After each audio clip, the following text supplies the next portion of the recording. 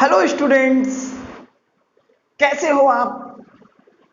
आज हम एक नए चैप्टर की शुरुआत करने जा रहे हैं।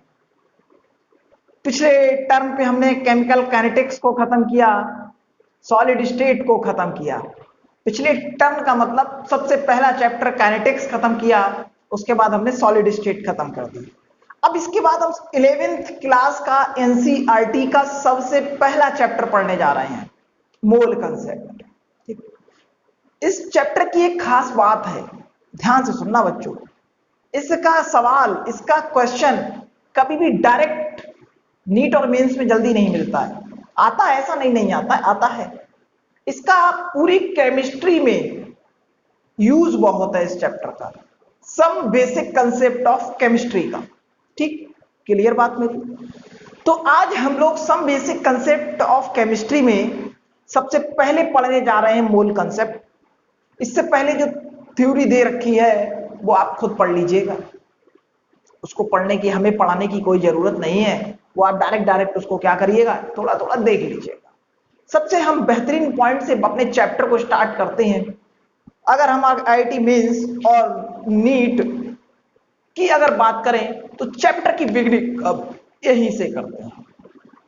क्लियर बात।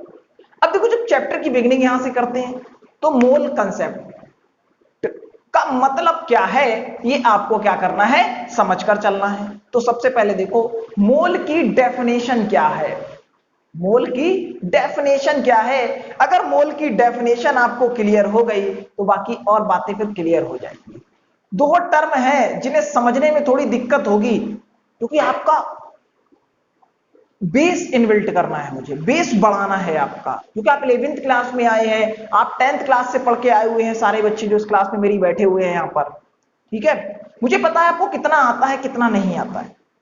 ठीक, तो मैं जो बातें आपको सिखा रहा हूं उसको पहले सीख लेना। अगर ये बातें नहीं सीख पाए और क्वेश्चन में अगर बेटा जरा सा भी ट्विस्ट कर दिया तो तुम्हें तारे नजर आ जाएंगे, ध्यान रखना। ठीक, इसलिए एक एक बात को ध्यान समझना। सबसे पहले हम लोग बात करते हैं अपने मोल की। देखो भाई, तो मोल की अगर हम लोग बात करें तो मोल की डेफिनेशन क्या होती है। Mole, each type of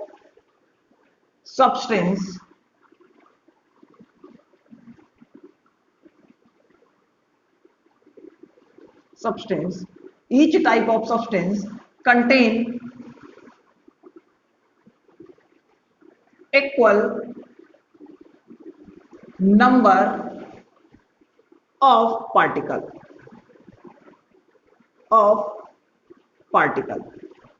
each type of substance contain equal number of particle, it is called as mole।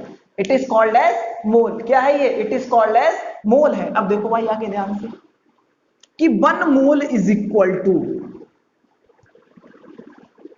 1 mole is equal to होता है 6.02 इंटू 10 टू द पावर 23, जिसको बोलते हैं हम Na, अवोगाद्रो कांस्टेंट।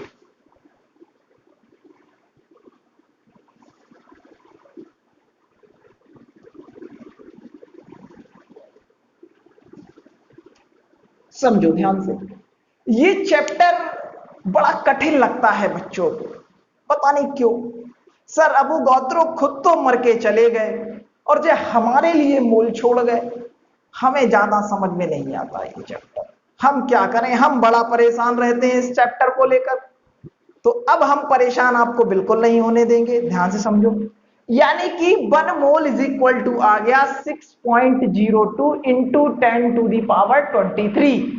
कितना आ गया, 6.02 इंटू 10 टू दी पावर 23 आ गया। बात क्लियर मेरी यहां तक। अब यानी किसके इक्वल है, Na के। सर ये आया कहां से, सर ये आया कहां से, सुनना।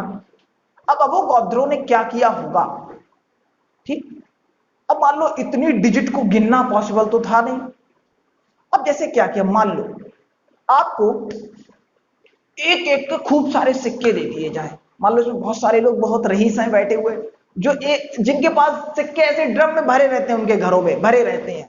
अरे सर हमारे यहाँ आइए, देखिए हमारे यहाँ तो ड्रम के ड्रम भरे हुए हैं सिक्कों से। हमने कहा भैया यहाँ तो ड्रम तो छोड़ो, यहाँ तो जेब भी नहीं भरी हुई है। तो देखो क्या करा इन लोगों ने, कहा सर इस ड्रम के सारे सिक्कों को आपको ही गिनना, ये सारे आपको दे देंगे। ओह, हमने सोचा ये लक्ष्मी मेहरबान हो गई हम पर। तो देखो क्या हुआ, हमने क्या किया, अब वो गोदरो जी ने क्या किया होगा, या आप क्या करोगे, उन सिक्कों को एक बैग में भर लोगे और एक बैग में मान लो 400 सिक्के आए, तो आप अप्रोक्सीमेशन में कहोगे कि हर बैग में 400 सिक्के ही आ रहे होंगे। बात क्लियर। जैसे एक बार भरा 400, फिर पूरा भर गया बैग, फिर आप कहोगे 400, फिर भर गया एक बार, फिर कहोगे 400। इस तरीके से बार बार बैग भरा और उसको अलग जगह पर क्या करते गए, पलटते चले गए और आइडिया लग गया कि इसमें इतने सिक्के हैं। यानी कि वन मोल यानी कि जो ये डिजिट थी 6.02 इंटू 10⁻³ जो अवोगाद्रो ने काउंट किया, तो ये किसके इक्वल निकल के आया, 1 मोल के इक्वल निकल के आया। इसको क्या बोला गया, Na बोला गया। क्या बोला गया, Na बोला गया। बात क्लियर है यहां तक मेरी। अब देखो आगे, कहने की अब मोल की इतनी बात आपको समझ में आ गई। अब देखो बहुत बेसिक बात पे चलता हूं, मतलब 4 बातें। एटम क्या होता है, मॉलिक्यूल क्या होता है, एटॉमिक वेट और मॉलिक्यूलर वेट में डिफरेंस क्या होता है, इसकी थोड़ी सी कहानी असमंजस भरी कहानी है। उस कहानी को देखना होगा और उसे समझना पड़ेगा आपको। उसके बाद फिर हम लोग करेंगे क्वेश्चन, डायरेक्ट एकदम क्वेश्चन नहीं करने लगेंगे, ठीक है। तो देखो आप ध्यान से समझो। अगर हम अब आगे बात करें कि एटम क्या होता है,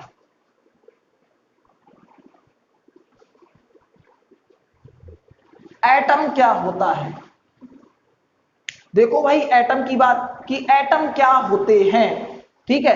तो देखो द स्मॉलेस्ट पार्टिकल, ये क्या है, आप 9th क्लास से ही बात पढ़ के चले आए हो कि जो एटम है वो स्मॉलेस्ट पार्टिकल है, किसके हैं, मैटर के हैं। और मैटर क्या होते हैं, जिनके पास मास हो और स्पेस को ऑक्यूपाई करें।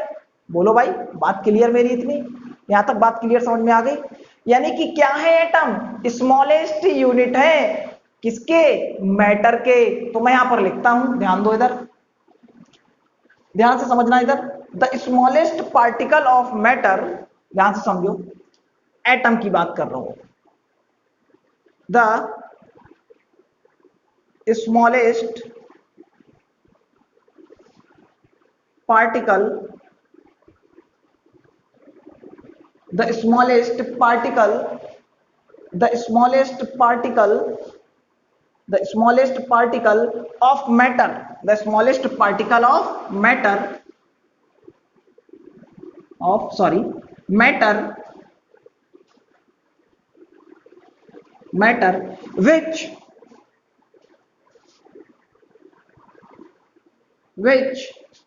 देखो which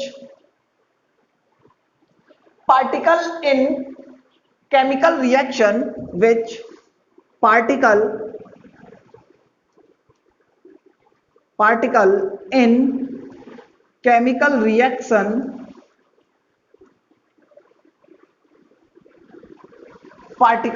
which particle in chemical reaction and does not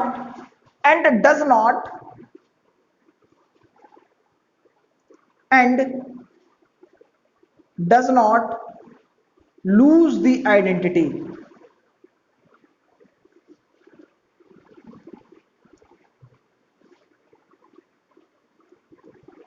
does not lose the identity। मैंने क्या लिखा, the smallest particle of matter, atom क्या स्मॉलेस्ट पार्टिकल है मैटर के, which particle in chemical reaction, which particle in a chemical reaction and does not lose the identity. कभी भी atom अपनी identity को क्या नहीं करते हैं, लूज नहीं करते हैं। देखो कैसे, सर ये क्या बोल रहे हो आप, तो देखो कैसे लूज नहीं करते हैं भाई। अच्छा मुझे एक बात बताओ, पहले मैं आप ही से पूछूं, अच्छा क्या आप अपने घर से स्कूल जाते हो और स्कूल से आने के बाद क्या आपका चेहरा, आपका जो भोली सी सूरत है, क्या वो चेंज हो जाती है, बोलो चेंज हो जाती है कि नहीं भैया, मम्मी पापा ने पहचानने से मना कर दिया, अरे ये हमारे बच्चे नहीं है, ये कहां से आ गए। ऐसा थोड़ी होता है। यानी कि अगर आप स्कूल जाते हो, जैसे आप सुबह जाते हो वैसे ही तो वापिस आते हो, तो वही एटम है। अब देखो क्या इनका सिस्टम है कि अगर मान लो ये दो ऑक्सीजन एटम है, दो ऑक्सीजन, अगर इन्होंने कंबाइंड किया तो क्या बनाया, O2 बनाया। फॉर एग्जांपल क्या बना, O2 बना। ठीक, यानी कि देखो ये क्या है, यहां पर भी एटम है, यहां पर भी ऑक्सीजन है, तब भी इसने क्या बना, O2 बना। कहोगे सर यहां पर आपने कौन सी बहुत बड़ी बात कर दी। तो अब देखो, अच्छा नहीं भरोसा है तो देखो भाई, O2 O2 sorry H2 plus half O2, ये आपको दिखेगा नहीं, यहां पर इधर लिख देता हूं, ध्यान दो।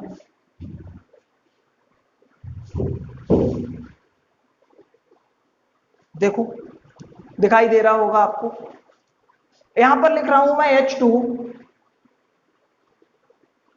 प्लस हाफ O2 और बनेगा H2O।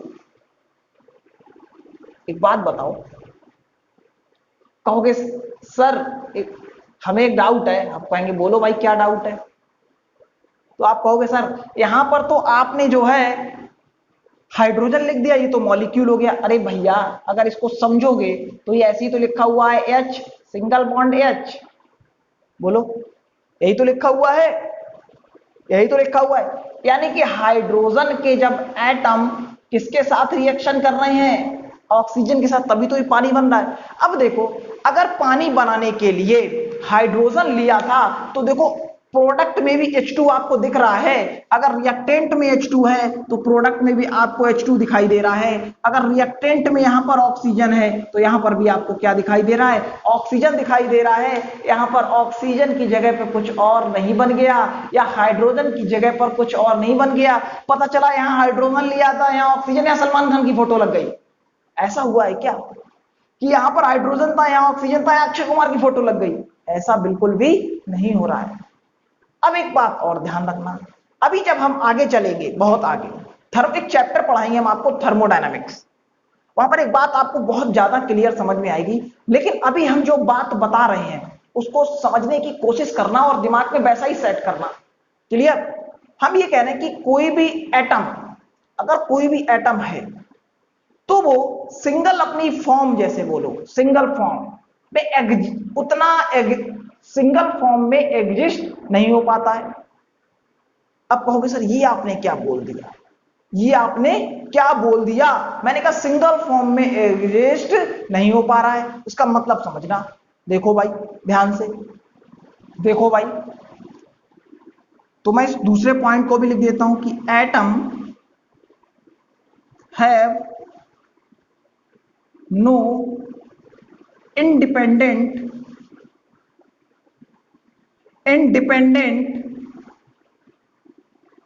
exist, atom have no independent exist. मैंने लिख दी लाइन, मतलब समझो।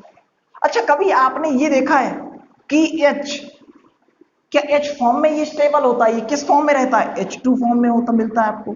आपने ऑक्सीजन एटम देखा होगा तो किस फॉर्म में है ये? O2 फॉर्म में है। आपने Fe देखा होगा तो कहोगे सर ये तो Fe दिखता है हमें, हमें इसके साथ तो कुछ नहीं दिखता। क्या सर गलत सलत पढ़ा रहे हो आप? यही तो बोलोगे। भैया एक चीज ध्यान दो, Fe क्या है? मेटल है। Fe क्या है? मेटल है। ध्यान से समझना, Fe क्या है? ये मेटल है। और कोई भी मेटल ले लो, कोई भी मेटल, थाली ले लो एक, कोई भी लोहे का एक मेटल ले लो भैया, उसके अंदर बहुत सारे पार्टिकल हैं, बहुत सारे Fe एटम से कंबाइंड होके वो चीज बनी होगी। जैसे मान लो लोहे का मार्कर होता तो ये एक Fe नहीं, इसमें बहुत सारे Fe मिलकर बने हुए हैं, तभी तो बोला है Fe मेटल है। यानी कि बहुत सारे पार्टिकल मिलकर क्या बना रहे होंगे? एक Fe मेटल बना रहे होंगे। इसलिए ये बात मेटल के रिस्पेक्ट में क्या है? करेक्ट है। ये अकेला नहीं, Fe के बहुत सारे पार्टिकल कंबाइंड हैं, ये इस फॉर्म में क्या है? स्टेबल है। लेकिन H2H हाइड्रोजन एटम, इस बात का मतलब समझो कि atom have no independent exist, atom जो है इंडिपेंडेंटली एग्जिस्ट नहीं करता है। मतलब जैसे H हो गया, पीरियोडिक टेबल में एलिमेंट को रखा गया है, उनको सिस्टमैटिक वे में रखा गया है उनको याद करने के लिए, लेकिन आप उनकी जो स्टेबल फॉर्म्स हैं उनको कैसे वो स्टेबल हैं, ये बात आपको मेरी अच्छे से समझ में आ गई होगी। क्लियर बात? यानी कि यहां तक एटम की बात क्या हो गई, क्लियर हो गई। ठीक है, अब हम चलते हैं आगे, इसको रफ कर देते हैं। देखो अब बात करते हैं मॉलिक्यूल की।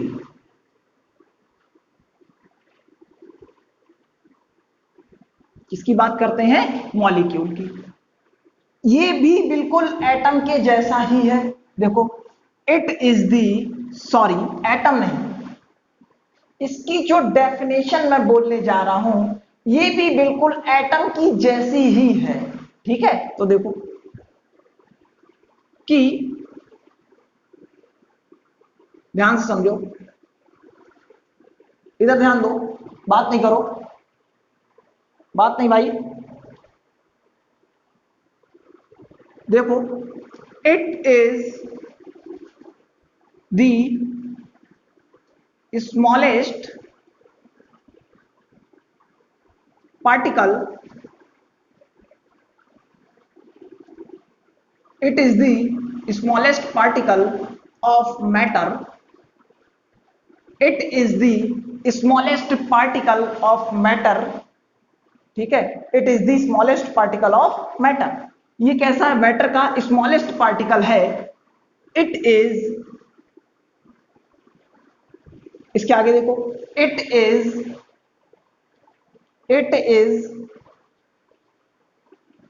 is ना लिखकर आप लिखिए which is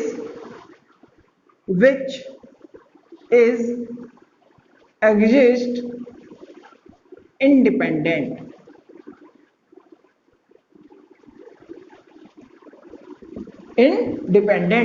it is the smallest particle of matter which is exist independent। बात क्लियर? यहां तक बात समझ में आ गई क्लियर मेरी? अब यानी कि अब किसी भी मॉलिक्यूल की बात करें, देखो CO2 क्या हो गया? एक मॉलिक्यूल हो गया। फॉर एग्जांपल अमोनिया क्या हो गई? एक मॉलिक्यूल हो गई। NH2CO, NH2 यूरिया, ये भी क्या हो गया? एक मॉलिक्यूल हो गया। बात यहां तक आपको क्या आ गई? क्लियरली समझ। इसको नोट डाउन करिए, आगे चलते हैं। आगे चलते इसको नोट डाउन करिए। अब सबसे पहले बात करते हैं एटॉमिक मास की। देखो इसको रफ कर देता हूं। देखो, एटॉमिक मास बोलूं या रिलेटिव एटॉमिक मास बोलूं, एक ही बात।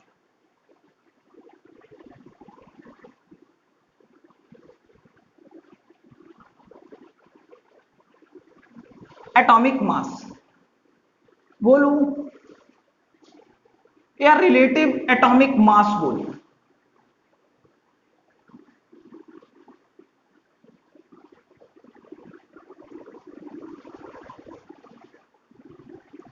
ये बच्चों बड़ा कंफ्यूज होते हैं इस बात में, क्योंकि किताब थोड़ा तो बच्चों को पढ़ने की आदत होती है और बच्चे जानना चाहते हैं कि हाँ ये है क्या एक्चुअल।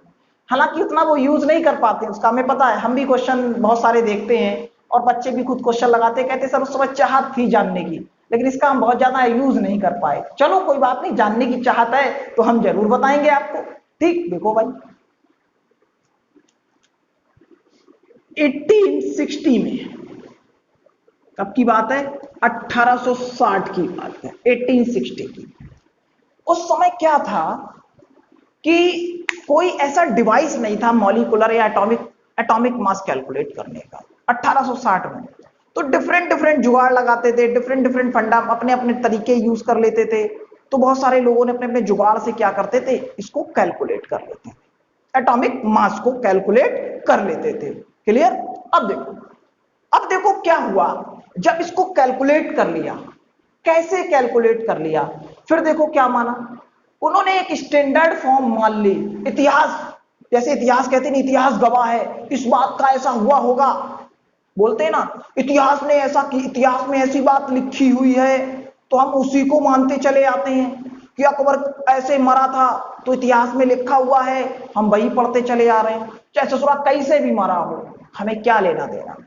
लेकिन कुछ साइंटिस्ट जो बात लिख गए हैं, हम उनके बिहाफ पर ही बात करते हैं। और उन्होंने क्या लिखा, उन्होंने इसकी एक स्टैंडर्ड फॉर्म मान ली। अब आप मुझसे ये बात नहीं कहोगे, ठीक है, कि सर इसको ऐसा क्यों नहीं मान लिया गया, अरे तुम्हारी नाक की जगह कान और कान की जगह नाक लगा दे तो क्या होगा बताओ हमें।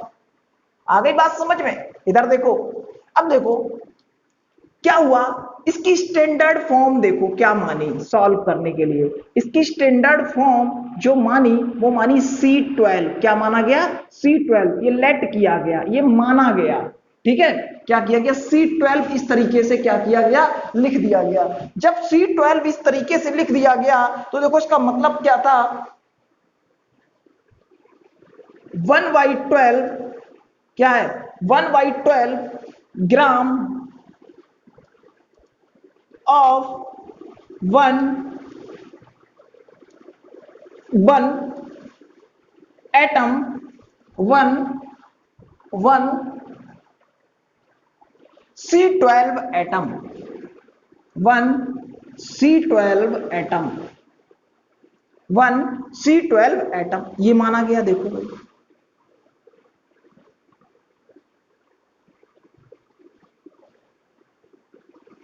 इसको नोट करिएगा पहले अच्छे से, फिर आगे चलो।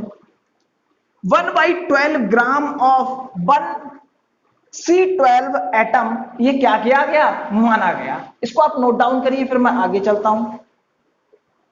अब देखो जैसे क्या किया गया, अगर मान लो बोला गया कि मास ऑफ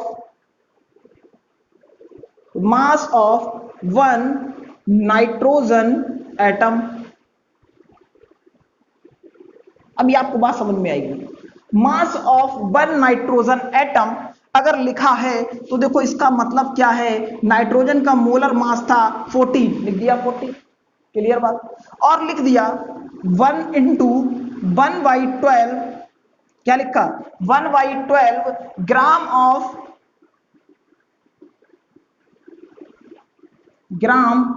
ऑफ क्या लिखा, 1 C12 atom, 1 C12 atom, 1 C12 atom. बात क्लियर हो गई यहां तक? क्लियर एकदम, यहां तक बात समझ में आ गई। इसको इस तरीके से लिखा। अब इसको लिखने से मतलब क्या था, ये तो जुगाड़ से करके अपना निकाल लिया गया, ठीक। आगे देखो भाई, ये आपने लिख लिया होगा, मैं इसको थोड़ा सा रफ करता हूं, ध्यान दो जरा। देखो इसके आगे देखो, mass of 1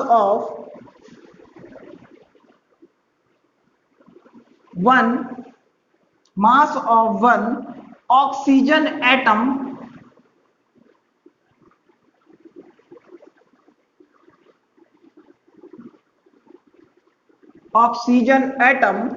is equal to 16 into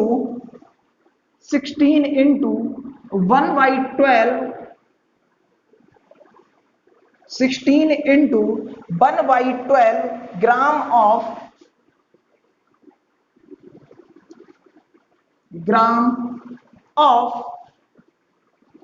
1 C12 atom, 1 C12 atom, ये लिख दिया भाई, क्लियर बात। अब देखो जो ये बात आपको दिखाई दे रही है, इतना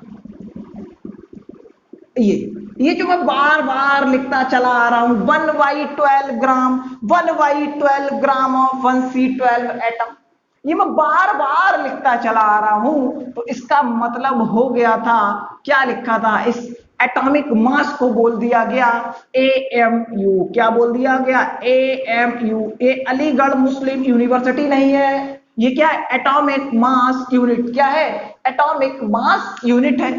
बात यहां तक लिख लिया, ये रफ करते हैं नीचे वाला, देखो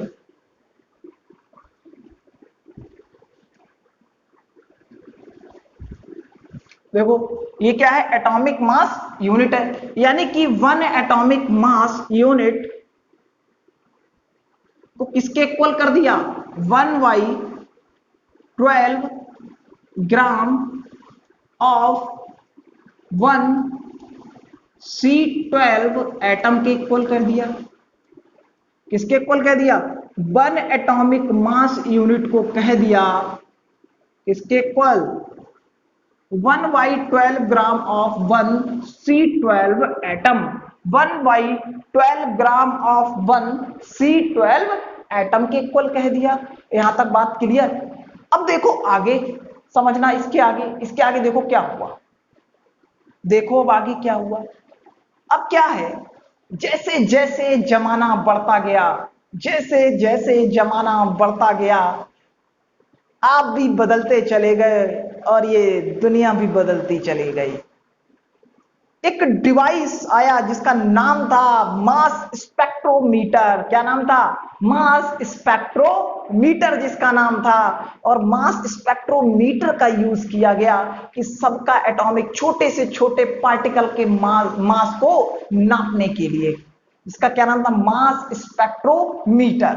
देखो अब छोटे से छोटे पार्टिकल्स को मेजर करने के लिए मास स्पेक्ट्रोमीटर का यूज किया गया।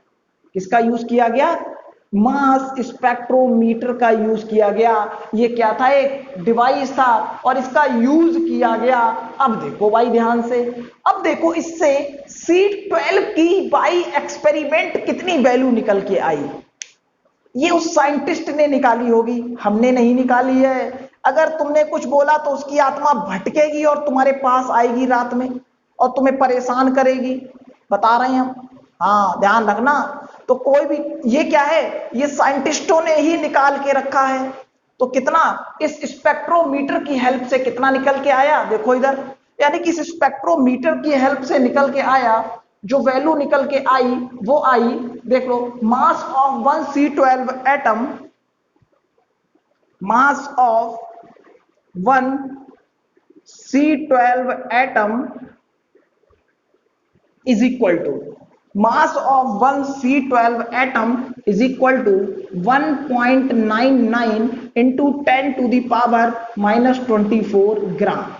क्या आ गया, -24 ग्राम। अब देखो यहां पर देखो, अब देखो क्या है, अरे ये सॉरी, ये 24 नहीं होगा, 23 ग्राम। क्या होगा, ये 23 ग्राम। कितना होगा, 23 ग्राम। 1.99 इंटू 10 टू दी पावर, ये इस स्पेक्ट्रोमीटर की हेल्प से क्या हुआ, निकल के आया। ये क्या हुआ, इस स्पेक्ट्रोमीटर की हेल्प से क्या हुआ, निकल कर आया। अब देखो आगे क्या हुआ, ध्यान से समझना मेरी बात। देखो अब आगे हम इसी की बात करें कि एक एटॉमिक मास यूनिट में कितने ग्राम। अब देखो भाई, 1 AMU इज इक्वल टू कितना होगा, ये कितना आया, 1.99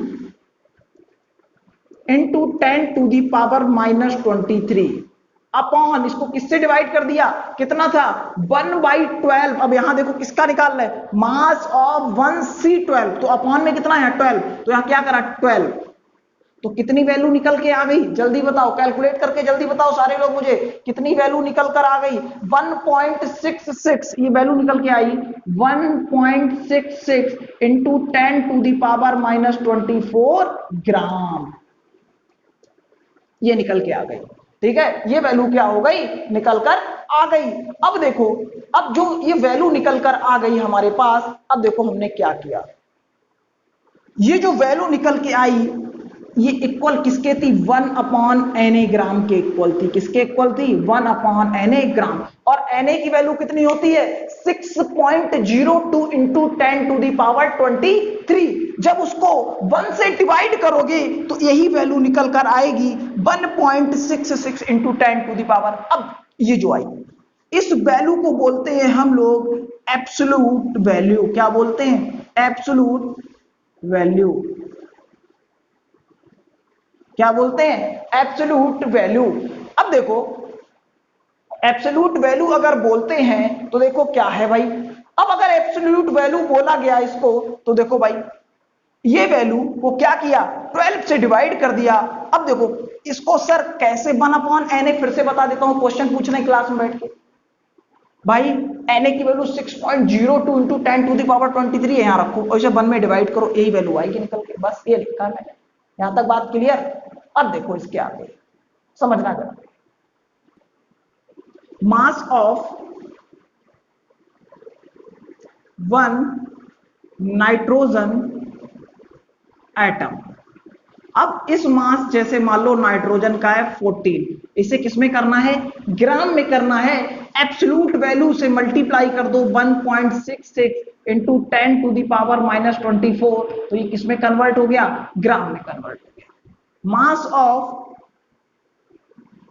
ऑक्सीजन एटम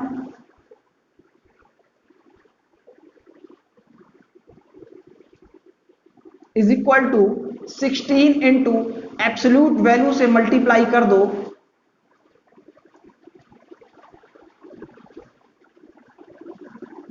ठीक, एब्सोल्यूट वैल्यू से मल्टीप्लाई कर दो तो क्या हो गया? ये किसमें कन्वर्ट हो गया? ग्राम में कन्वर्ट हो गया। बात समझ में आ गई? बस इतनी सी बात आपको क्या थी? बतानी थी। अब देखो यहां तक आपने नोट डाउन कर लिया होगा। अब देखो देखो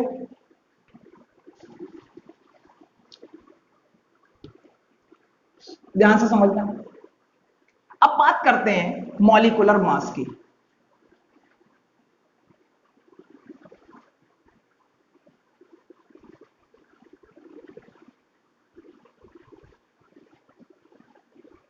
किसकी बात करते हैं हम लोग? मॉलिक्यूलर मास की बात करते हैं। देखो भाई, मैं बार बार साइड में इसलिए हो जाता हूं जिससे बोर्ड पे आपको प्रॉपर दिखाई देता रहे। अब देखो मॉलिक्यूलर मास की अगर बात करें तो मॉलिक्यूलर मास में क्या लिखोगे कि द सम ऑफ द, एक मिनट, डेफिनेशन एक मिनट रुक के लिखिएगा।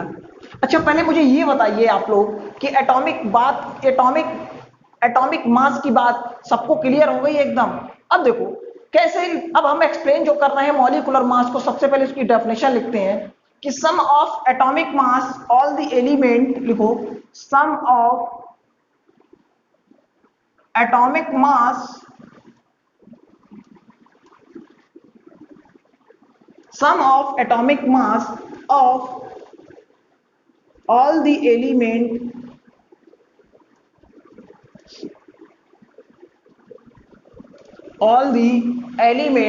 sum of atomic mass all the element present in a molecule, present in a molecule, present in a molecule। ठीक, क्लियर बात? यहां तक आपको बात समझ में आ गई। अब देखो आप आगे, अगर अब आपसे आगे बात करें, इसको पहले आप नोट डाउन करिएगा, तब मैं आपको समझाता हूं। इसको पहले नोट डाउन करिएगा। देखिए मैं साइड हो गया, देखो नोट कर लिया सभी ने? तो देखो अब देखो बात कर रहे हैं मास ऑफ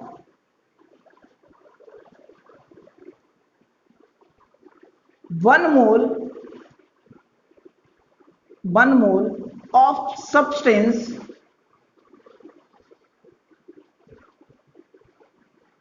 in gram।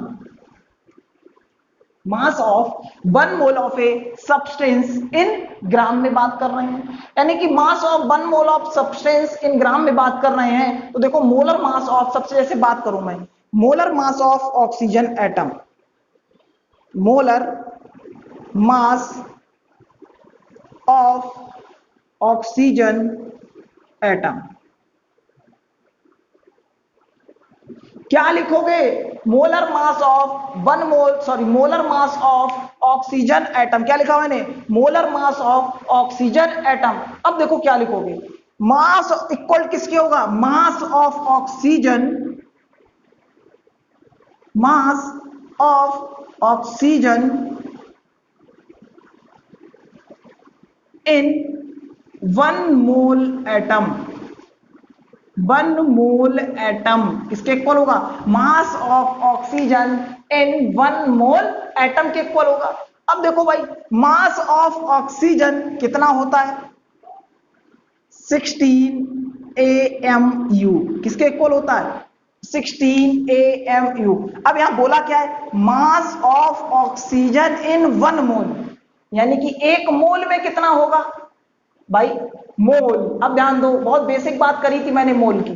क्या बताया था मैंने मोल में, कि mole is equal to weight in gram upon molecular weight था। Weight in gram upon molecular weight होता है भैया। ठीक, इतनी बात क्लियर। अब देखो, अगर mole is equal to weight in gram upon molecular weight है, तो यहां से कितना आ जाएगा, 16 AMU इंटू Na हो जाएगा। बोलो भाई, हो जाएगा कि नहीं हो जाएगा? यहां तक बात क्लियर हो गई आपकी? अब देखो, अब एक एटॉमिक मास है ये, इसको किसके इक्वल कर सकते हो, देखो भाई 16 इंटू 1 mu, 1/Na ग्राम था कि नहीं था, मैंने पीछे बताया था, इंटू Na। ये Na से ऐसे कैंसिल आउट, ऑक्सीजन का मास कितना आ गया, 16 ग्राम आ गया। ये तो बहुत छोटी बात थी। अब मैं जो क्वेश्चन दे रहा हूं ना, जो क्वेश्चन लिख रहा हूं, लिख बहुत सिंपल रहा हूं, देखते हैं कितने लोग आंसर बता पाते हैं उसका। देखो, नोट, इसको नोट डाउन करो, अगला क्वेश्चन लिख दूं मैं। क्वेश्चन लिखिए अपनी कॉपी में, क्लास में तुम भी लिखो, चलो लिखो, लिखो question. The mass of an atom of an element, it's 6.66 into 10⁻⁻24 gram, full stop, full stop. Calculate, calculate molecular mass, calculate the molecular mass. Clear? अब देखो, यहां पर क्या करोगे, एक एटम का मास कितना दिया गया, ये देखो, mass of one atom, mass of one atom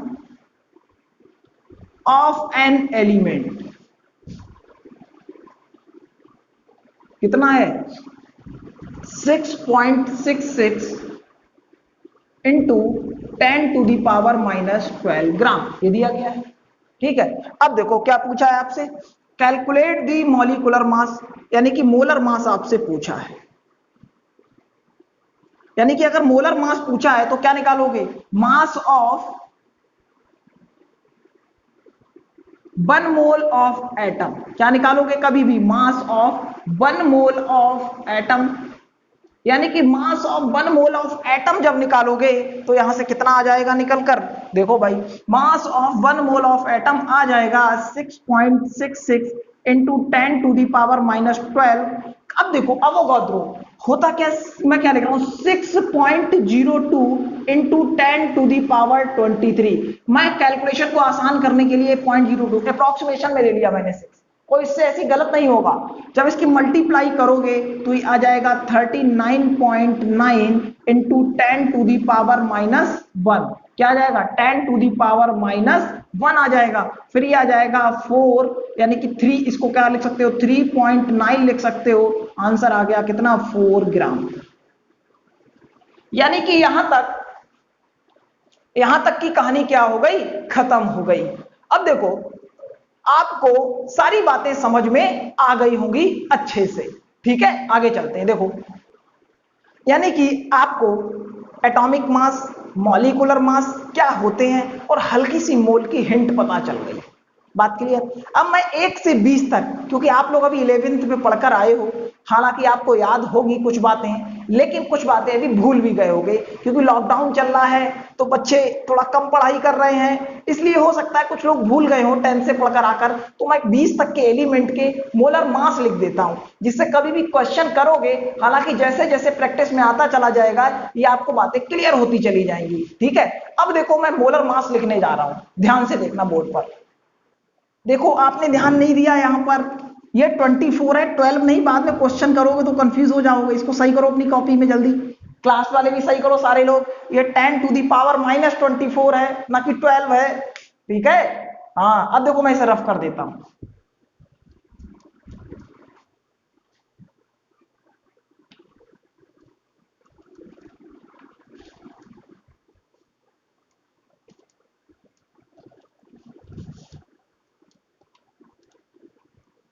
देखो, अब मैं लिखने जा रहा हूं एलिमेंट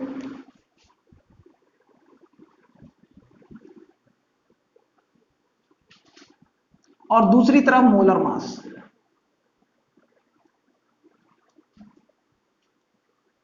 क्योंकि जब आप मोल कंसेप्ट को पढ़ें तो आपको प्रॉब्लम ना आए, इसलिए हाइड्रोजन का मोलर मास है 1, हीलियम 4, बोलते रहो बच्चों, आप भी बोलते रहो, लिथियम बोलो 7, हाँ बोलो बोलो 7, बेरिलियम हाँ 9, बोरॉन, बोरॉन बोलो बोलो 10, गुड हाँ, कार्बन 12, नाइट्रोजन 14, 16, ऑक्सीजन, ऑक्सीजन के बाद क्या आएगा, फ्लोरीन, कितना होगा 18, फ्लोरीन के बाद जल्दी बोलो, नियॉन 20, ठीक है, यहां तक लिख लिया। अब देखो, अब क्या करूं मैं, इसको पहले आप नोट डाउन करिएगा यहां तक, फिर मैं इसको रफ कर देता हूं। अब देखो, अगर आपने लिख लिया है यहां तक, ध्यान दो,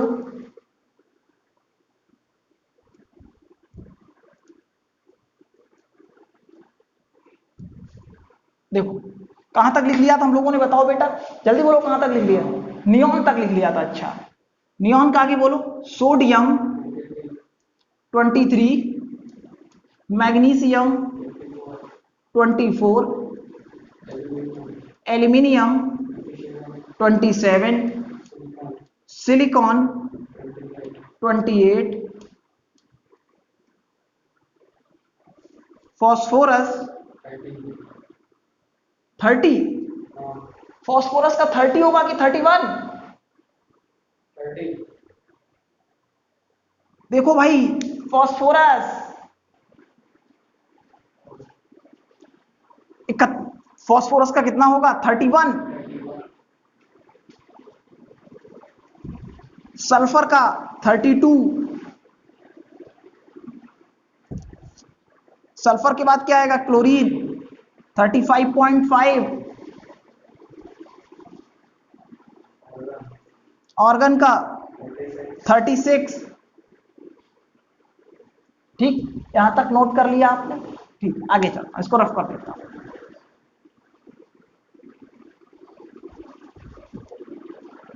देखो आगे देखो, इसके बाद क्या आ गया, पोटेशियम, पोटेशियम का कितना होता है 39, और कैल्शियम का कितना होता है 40। बस एटॉमिक नंबर 20 तक के एलिमेंट के मैंने आपको एटॉमिक मास लिख दिए।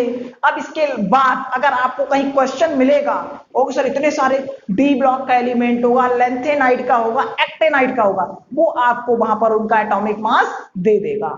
बात क्लियर समझ में आ गई। अब देखो इसके बाद हम लोग अपने नेक्स्ट क्लास में क्या करेंगे, ये तो था बेसिक लेक्चर। नेक्स्ट क्लास में हम लोग क्या करेंगे, ध्यान से समझना, मोल कंसेप्ट के, मोल के सारे फॉर्मूलों को पढ़ेंगे, मोल और मास के मिलाकर क्वेश्चन करेंगे, मोल और मास कैसे कैलकुलेट किए जाते हैं, इन सारी बातों की, इन सारे टॉपिक्स पे बात हम अपने नेक्स्ट लेक्चर में करेंगे। और हम लोग मिलते हैं अब नेक्स्ट क्लास में। Thank you.